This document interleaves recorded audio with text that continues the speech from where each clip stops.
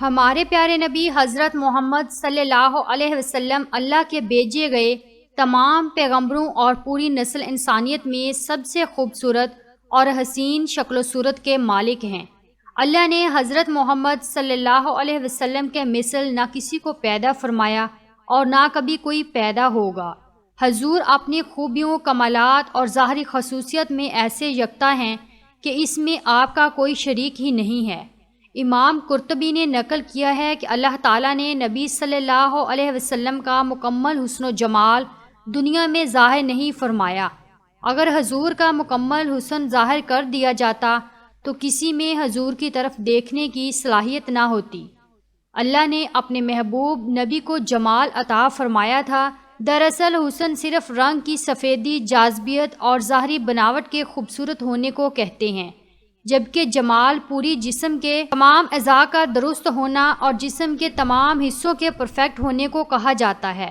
لہٰذا اللہ نے محمد صلی اللہ علیہ وسلم کو حسن اور جمال دونوں میں اعلیٰ ترین مقام عطا کیا تھا۔ اس حقیقت کو علامہ اقبال نے یوں بیان کیا ہے کہ دنیا کے ہر رنگ و بو میں جہاں بھی نظر دوڑائیں، اس کی مٹی سے جو بھی حسن چمک ظاہر ہو رہی ہے وہ یا تو محمد صلی اللہ علیہ وسلم کے نور سے چمک دمک رکھتی ہے یا ابھی تک محمد صلی اللہ علیہ وسلم کی تلاش میں ہے۔ احادیث کی کتابوں اور صحابہ کرام کے اقوال سے یہ پتہ چلتا ہے کہ حضور کے جسم مبارک کے تمام حصوں میں مکمل تناسب پایا جاتا تھا۔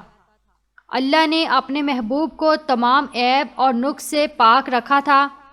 حضور سر سے پاؤں تک ایک مثالی شخصیت تھے۔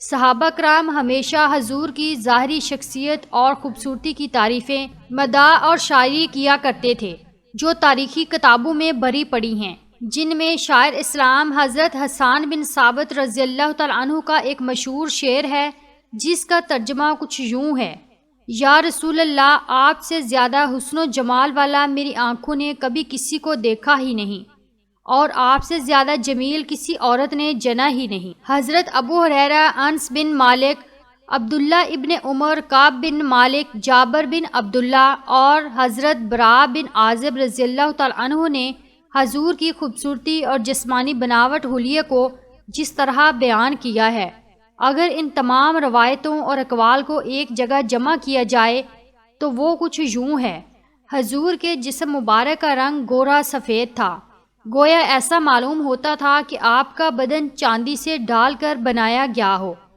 حضور کا جسم نہایت ہی نرم و نازک تھا، جیسے ایک خاص قسم کی خوشبو آتی تھی۔ صحابہ کہتے ہیں کہ حضور کے جسم کی خوشبو سے زیادہ اچھی ہم نے کبھی کوئی خوشبو نہیں سونگھی، یہاں تک کہ حضور کے جسم مبارک سے گرنے والے پسینے کو ہم جمع کر لیا کرتے اور اسے بطور عطر استعمال کرتے تھے۔ لہٰذا حضرت انس کی والدہ بی بی ام سلیم رضی اللہ تعالیٰ عنہ حضور کے لیے ایک چمڑے کا بستر بچھا دیتی تھی اور حضور اس پر دوپہر کو لیٹ کر آرام فرمایا کرتے۔ لہٰذا آپ کے جسم مبارک کے پسینے کو وہ ایک شیشی میں جمع فرما لیتی، پھر اسے ایک خوشبو میں ملا لیا کرتی۔ اس لیے حضرت انس نے وصیت کی تھی کہ میری وفات کے بعد میرے بدن اور کفن میں وہی خوشبو لگائی جائے جس میں حضور کے جسم مبارک کا پسینہ ملا ہوا ہو۔ حضور سر کے بال رکھنا پسند فرماتے تھے۔ آپ صلی اللہ علیہ وسلم ہمیشہ پٹے رکھا کرتے تھے۔ کبھی آپ کے بال آدھے کانوں تک رہتے، کبھی کانوں کے لو تک اور کبھی کندھوں کے قریب تک رہتے۔ اگر سر کے بالوں میں مانگ نکل آتی تو اسے رہنے دیتے، ورنہ مانگ نکالنے کی کوشش فرماتے۔ حضور اپنے سر اور داڑھی میں ایک روز درمیان دے کر کنگھا کیا کرتے تھے۔ آپ اکثر سر میں تیل لگاتے اور سر پر ایک کپڑا ڈال لیا کرتے۔ آخری عمر تک حضور کے بال بہت کم سفید ہوئے تھے اور آپ کے داڑھی مبارک میں صرف 17 عدد سفید بال تھے، اس لیے آپ نے کبھی خضاب نہیں لگایا۔ البتہ آپ کبھی کبھی مہندی کا خضاب لگانا پسند فرماتے تھے۔ آپ کے بال نہ بالکل گنگریالے تھے نہ بالکل سیدھے، بلکہ درمیانی کیفیت کے تھے۔ حضور نے حجۃ الوداع میں جب اپنے بال اتروائے تو وہ صحابہ میں بطور تبرک تقسیم ہوئے۔ بی بی ام سلمہ نے ان بالوں کو ایک شیشی میں رکھ دیا تھا، اور جب کسی شخص کو نظر لگ جاتی یا کوئی مرض ہوتا تو آپ اسی شیشی کو پانی میں ڈبو کر دیتی تھی اور اس پانی سے شفا حاصل ہو جاتی۔ حضور کا چہرہ مبارک نہایت ہی پرنور اور خوبصورت تھا، نہ زیادہ گول تھا اور نہ زیادہ پھولا ہوا۔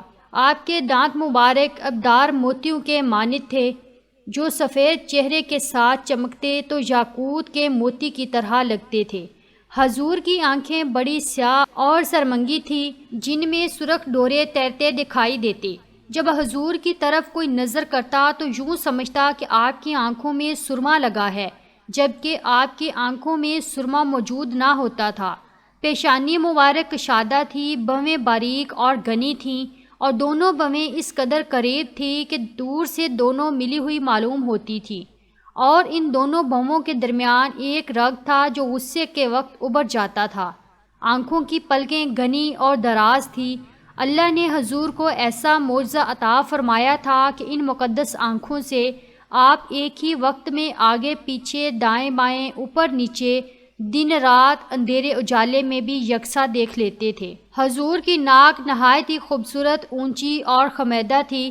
ناک کی بلندی سے اس پر نور چمکتا معلوم ہوتا تھا۔ حضور کے مبارک کان میں بھی معجزانہ شان تھی۔ آپ خود ارشاد فرمایا کرتے کہ میں ان چیزوں کو دیکھتا ہوں جن کو تم میں سے کوئی نہیں دیکھتا، اور ان آوازوں کو سنتا ہوں جن کو تم میں سے کوئی نہیں سنتا۔ پیارے نبی کی رخسار مبارک نرم و نازک تھے، یہاں تک کہ آپ جب گفتگو کرتے تو آپ کے دونوں گال ہموار ہو جایا کرتے۔ حضور کی گردن مبارک نہایت ہی معتدل سراہی دار تھی، جو خوبصورتی اور صفائی میں نہایت ہی بے مثل تھی۔ حضور کی مقدس ہتھیلیاں چوڑی، گوشت سے بری ہوئی، کلائیاں لمبی، بازو دراز، جبکہ ہتھیلیاں نہایت ہی نرم و نازک تھی، جیسے ایک خاص قسم کی خوشبو آتی تھی۔ چنانچہ جس شخص سے آپ مصافحہ فرماتے وہ دن بھر اپنے ہاتھوں کو خوشبودار پاتا۔ حضور کا شکم اور سینہ مبارک دونوں ہموار اور برابر تھے۔ سینہ چوڑا تھا اور مقدس چھاتیاں اور پورا شکم بالوں سے خالی تھا، البتہ کندھوں اور کلائیوں پر کچھ بال موجود تھے۔ آپ نہ ہی زیادہ لمبے قد والے تھے اور نہ ہی چھوٹے قد کے، بلکہ آپ کا قد میانہ تھا، لیکن جب حضور کسی لمبے قد والے شخص کے ساتھ چلتے تو اسے بھی بلند نظر آتا۔ آپ صلی اللہ علیہ وسلم کا چہرہ اس قدر روشن اور پرنور تھا کہ مسلسل دیکھنے پر آنکھیں چدیا جاتی تھی۔ چہرہ اثر سورج کی طرح روشن تھا اور کوئی شخص بھی آپ کی طرف نظر بھر کر نہ دیکھ پاتا۔